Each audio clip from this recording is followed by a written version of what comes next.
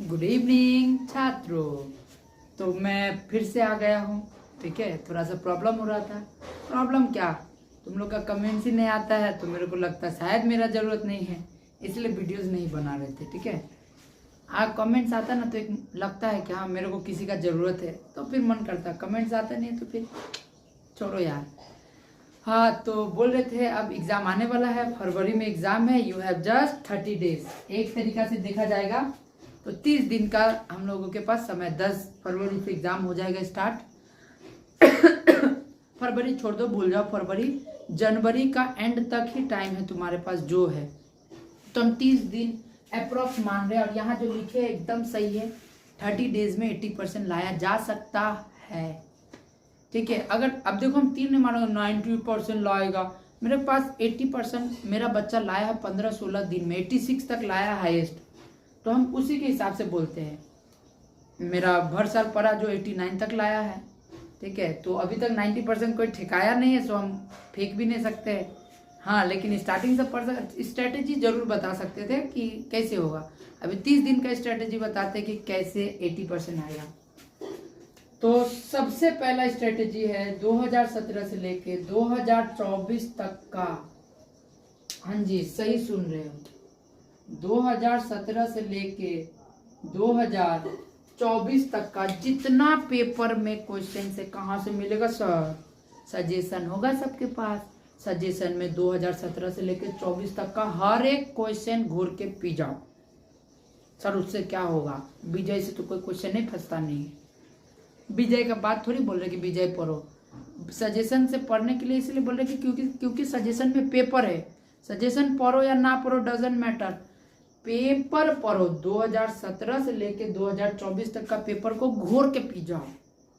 Sir घोर के पीना, एमसीक्यू शॉर्ट क्वेश्चन जितना है सब रट लो, एकदम सब कुछ कंठस्थ याद कर लो। इतना याद हो जाना चाहिए ना कि क्वेश्चन भी याद हो जाना चाहिए, इस कदर से। अगर तुमको समझ में नहीं आ रहा ना कि क्या पढ़ी, एक महीना में इतना कुछ है, इतना कुछ करने का जरूरत नहीं है। चुपचाप पेपर पे भरो, 15 दिन लगाओ पेपर पे। 2017 से लेकर 24 तक का पेपर को घोर के पी जाओ। इस बार का पेपर लगभग 70% तक, 2025 का 70% तक पेपर जो बनेगा वो 2017 से लेकर 24 तक के अंदर में ही बनेगा। और ये मेरा बहुत बड़ा स्टेटमेंट है, बहुत बड़ा स्टेटमेंट है। आज डेट है तुम्हारा, क्या बोलते हैं, 4 जनवरी, 4/1/2024 है, 25 है सॉरी। और यही हम मिलेंगे जब पेपर होगा, मान लो फरवरी में मिलेंगे, जब भी फिजिकल साइंस का पेपर होगा आएंगे। और हम फिजिकल साइंस का कोई भी पेपर होगा, चलो हम सारा ही पेपर को 10 से है ना, तो 10 से ही हम मान लेते हैं, डिस्कस करेंगे। ठीक है, और मैच करा के दिखा देंगे कि देखो 2017 से लेकर 24 तक में ना 70% तक मार्क्स फंसा है। बच्चा लोग ना यही में रहता है कि सर अभी तक तुम लोग सजेशन लिया होगा सबके पास, और 2017 से लेकर 24 तक का पेपर देखा तक नहीं होगा। देखा तक तो होगा, याद करने का कोशिश भी नहीं किया होगा। सर बात तो आप ठीक ही बोल रहे हैं, हम लोग तो थोड़ा सा पढ़े नहीं। हम एक भी क्वेश्चन पूछ देंगे ना तो माथा हिल जाएगा तुम्हारा, क्योंकि तुम पेपर नहीं पढ़ा है। बोलो तो सतत विकास किसे कहते हैं? सर सतत विकास, ये तो पहली बार नाम सुन रहे हैं। तो सुनबे करेगा, काहे पेपर नहीं पढ़ा है। समझ में आ रहा है? विद्युत धनात्मकता किसे कहेंगे? हाँ सर याद आ रहा। तुमको जो याद आ रहा वो धनात्मकता नहीं है, वो ऋणात्मकता है। बाप रे बाप, समझ में आ रहा है कि नहीं आ रहा बात? तो देखो बहुत सारा चीज ऐसा है जो किताब में नहीं मिलने वाला है। समझ में आ रहा है कि नहीं बात? तो तुमको क्या करना, 2017 से लेकर 24 तक का पेपर को आंख बंद, कान बंद, नाक बंद, किसी का कुछ मत सुनो, मेरा सुन लो, रट लो। एग्जाम में मेरा प्रणाम करेगा, बाबा की जय हो। समझ में आया बात? वरना अपना मास्टर सबको गरियाएगा पूरा कि क्या पढ़ाया क्या नहीं पढ़ाया। 100% बोल रहे, मिला देंगे तुमको पूरा का क्वेश्चन का, एक डिट्टो मिलाएंगे। 70 बोल रहे ना, 80% तक मिल जाएगा। तो बिना कुछ सोचे समझे इस पे भिड़ जाओ, और जितना जल्दी हो सके सारा को रोट लो। एक्स्ट्रा से पढ़ने का कोई जरूरत नहीं, कुछ जरूरत नहीं है। ठीक है, रट लो एकदम। सेकेंड स्ट्रेटजी, रूटीन बना लो। रूटीन किस टाइप का रूटीन सर? तो कल जो पढ़ेंगे आज लिखेंगे।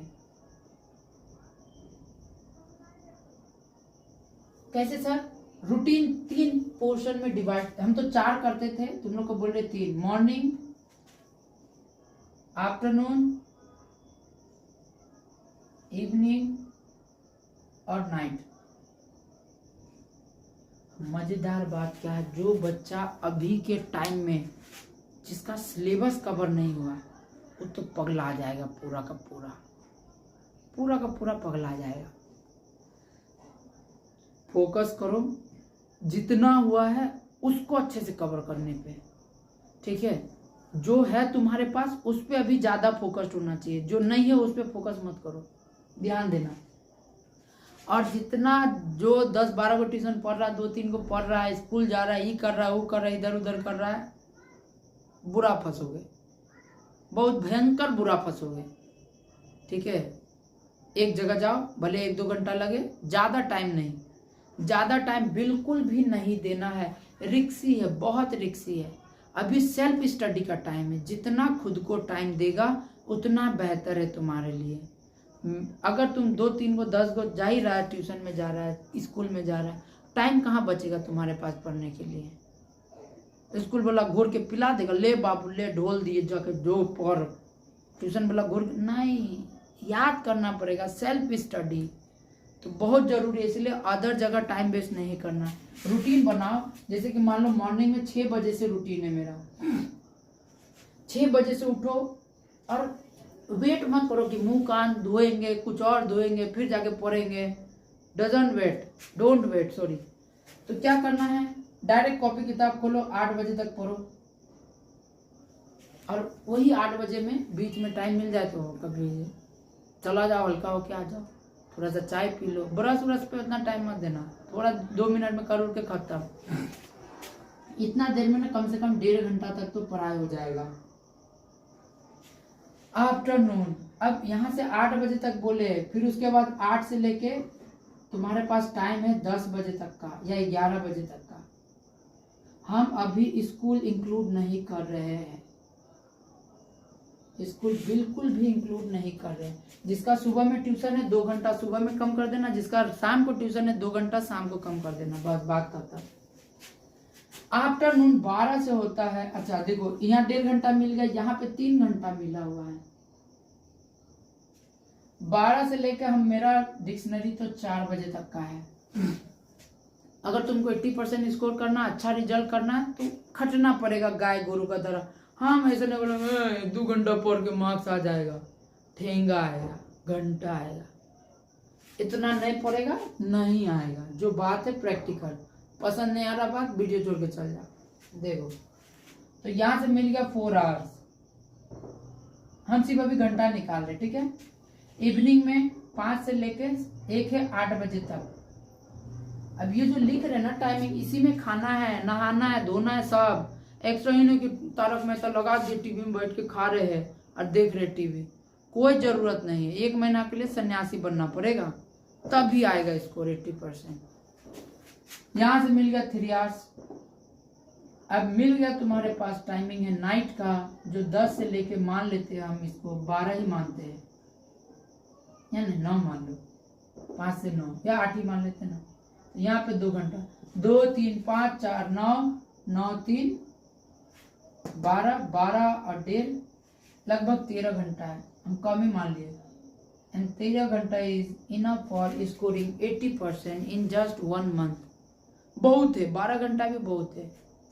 अब क्यों 13 घंटा बोल रहे, ध्यान से समझो। सब सब्जेक्ट को 1-1 घंटा करके सेपरेट दो। हिंदी 1 घंटा, इंग्लिश 1 घंटा, 2 घंटा में 2 सब्जेक्ट हो गया।